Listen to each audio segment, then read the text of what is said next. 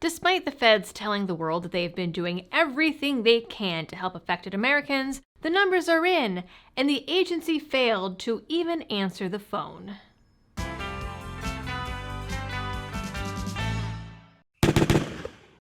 Hello everyone, and welcome to another video about the disaster that is the federal response to Hurricane Helene, because it's still happening. Folks in the disaster area are still struggling.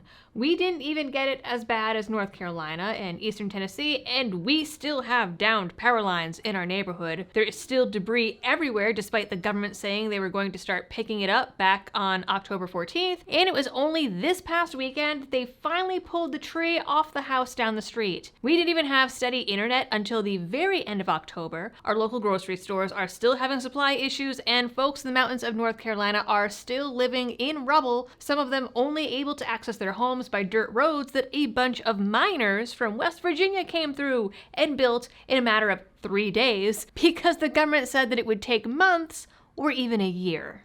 Despite all the reports of the bungled response, the government still claims that they did everything within their power, and there are, unfortunately, plenty of people out there who believe them and have claimed that all of my videos and other people's similar videos from here on the ground were misinformation. As if people living in literal rubble have anything to gain by lying about the fact that they are living in rubble. That is a seriously pessimistic view of humanity. But anyways, it's a little harder to argue with a new report out of Politico and FEMA itself that has the numbers. Numbers that the government didn't even answer the phone for about half of the people calling in for emergency assistance. Multiple weeks in a row. People have called and gotten recordings instead of real people, with robotic voices telling them that they were 675th in line. Hundreds of thousands of Americans who are still trying to recover from Helene and Milton have been unable to get through the FEMA call centers or have been kept on hold for hours, even more than a month after the storm. When calls are answered, it often takes an average of an hour for a federal worker to come to the phone for a 10 to 15 minute interview, unlimited power, and cell service. That was the week of October 29th. The week before that, once again, 47% of the 900,000 calls they received went unanswered. And that has been the pattern since day one. Even in the Hendersonville, North Carolina Facebook groups, there are posts asking if FEMA has simply stopped answering the phones, as some people had reported calling 3 or more times without ever speaking to a human being, while others complained that they had been unable to get updates on their cases for over 2 weeks. And again, these are people, some of them living in rubble, in tents, and under carports, in areas that still do not have running water or electricity. But before I get into all of the delicious details of yet another government screw-up, today's video is brought to you with the help of Blackout Coffee Company. Blackout is a family-owned and operated coffee roaster based in sunny Florida and built on traditional values. They have been a supporter of this channel for a long time, helping me keep the lights on and keep me caffeinated, and have supported your Second Amendment rights for even longer. They have absolutely amazing coffees, teas, and hot chocolates, and even have specialty partner roasts that donate directly to some of your favorite gun rights groups like GOA and FPC. So to get a cup of coffee that you can be proud of, go to blackoutcoffee.com/LibertyDoll, and now you can use code LibertyDoll for a one-time 20% discount.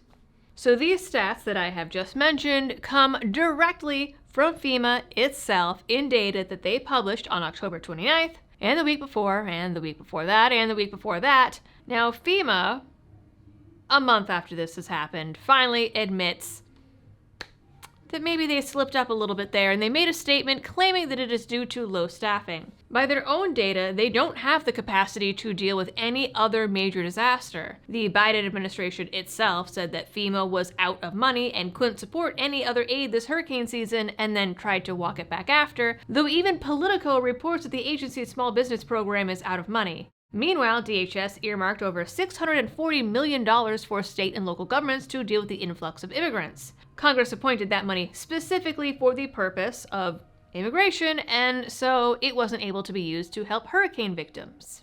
which was part of the reason that people were asking for Congress to meet again so they could allocate money where it belonged, and that just didn't happen.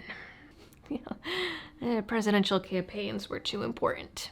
Now, FEMA can point to short staffing all that it wants, but the fact remains that this is not a new issue.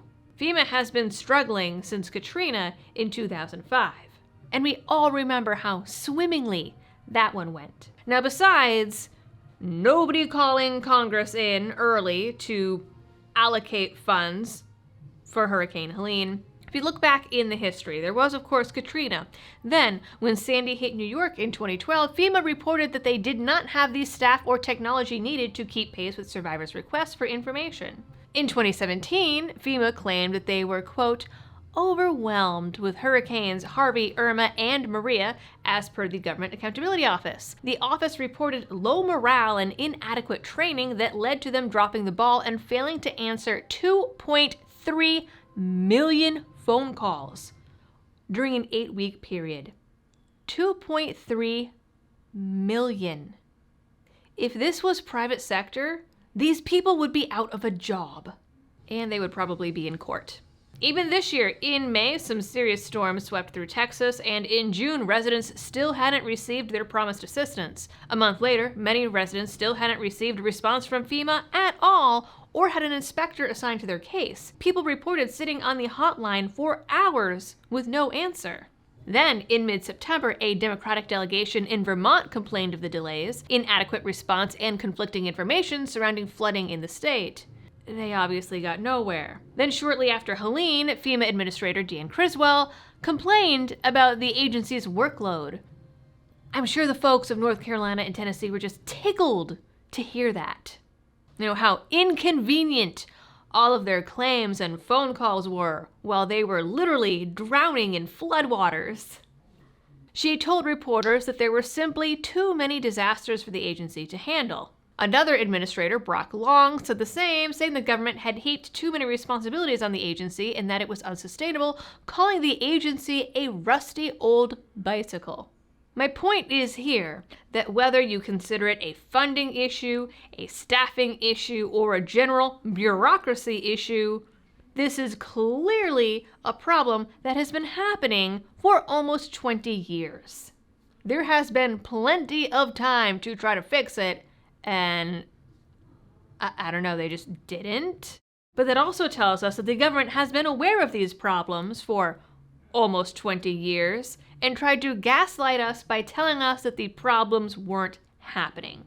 The data put out by FEMA also showed that not a single one of their federal coordinating officers were available, and they only had 500 workers to assign to relief. But according to the Biden administration and its pundits, FEMA was doing anything and everything, and their response was amazing. They were risking their lives every day against the non-existent militias that were giving non-existent threats and non-existently hunting them down, as I discussed in a previous video. But they were risking their lives every day by not setting up camp anywhere and not answering phone calls. Anything to the contrary was literally, and still is, Russian propaganda or Trump fake news. It took them a month to admit that they don't have the staff to handle disaster relief.